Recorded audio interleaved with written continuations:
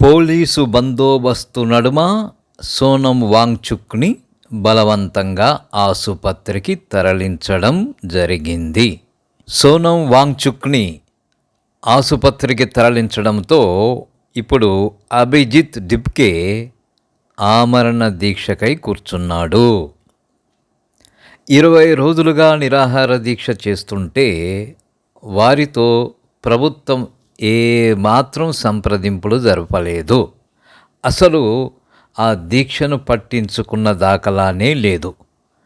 ఇంత నిరంకుశమైన ప్రభుత్వాన్ని మనం ఏనాడైనా చూశామా? విదేశీ బ్రిటిషు ప్రభుత్వం సైతం ఇంత కఠినంగా వ్యవహరించలేదు. సో ఇప్పుడు మనం విదేశీ బ్రిటిషు ప్రభుత్వం కంటే స్వదేశీ భారత ప్రభుత్వమే కఠినాతి కఠినంగా వ్యవహరిస్తుంది. విదేశీ బ్రిటిషు ప్రభుత్వమే నయం అనే రీతిగా స్వదేశీ భారత ప్రభుత్వం ప్రవర్తిస్తుంది. వీరు చేస్తున్న డిమాండ్ ఏమిటి? పదే పదే నీట్ పేపర్ లీక్ అవుతూ ఉంది.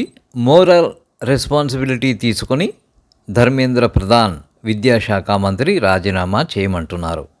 అంతే కదా. ఇంతకుముందు లాల్ బహదూర్ శాస్త్రి ఒక రైలు యాక్సిడెంట్ జరిగితే మోరల్ రెస్పాన్సిబిలిటీతోని రాజీనామా చేశాడు. మరి ఇప్పుడు ఎందుకు చేయడం లేదు? అప్పుడు మోరల్ రెస్పాన్సిబిలిటీ తీసుకున్నారు అంటే వారు రెస్పాన్సిబిలిటీ తీసుకున్నారు అంటే వారికి మొరాలిటీ ఉంది, వారికి మోరల్స్ ఉన్నాయి కాబట్టి రెస్పాన్సిబిలిటీ తీసుకున్నారు అని మనం అర్థం చేసుకోవాలి. ఇప్పుడు వారు రెస్పాన్సిబిలిటీ తీసుకోవడం లేదు అంటే వారికి మోరల్స్ ఉన్నవా లేవా?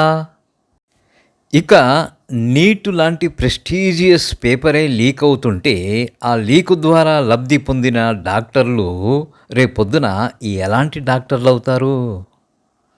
ఒక్కసారి ఆలోచించండి. ఎటు పోతుంది ఈ విద్యా వ్యవస్థ? ఇదే కదా సమస్య.